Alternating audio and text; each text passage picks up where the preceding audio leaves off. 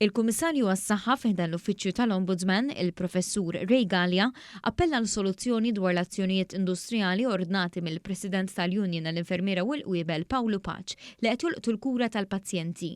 Fittra li ġiet ippubblikata mill-Kummissarju għas-Saħħa u li ġiet mibgħuta lil Pawlu Paċ tal-MUMN u lis-Segretarju Permanenti tal-Ministeru għas-Saħħa intqal li huwa inaċċettabbli li pazjenti qed jitħallew ibatu minħabba tilwima industrijali.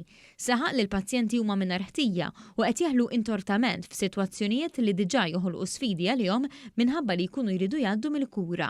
Il-Kummissarju tas-Saħħa offra l-involviment tiegħu biex jimmedja.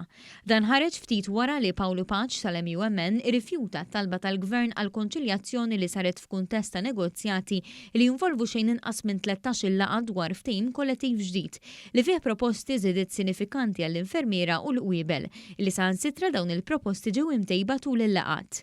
L-ittra tal-Kummissarju għas-Saħħa tenfasizza fuq l-importanza li jinstab bilanċ bejn id-drittijiet tal-ħaddiema u r-responsabilità ta' min iħaddem. Bil-Gvern diġà saħaq li għan konsistenti huwa li jitjiebu l-kondizzjonijiet u tħul tal-ħaddiema u qal li dan irid isir fi spirtu ta' rida tajba u responsabilità lejn dawk li jeħtieġu is-servizz tas-saħħa.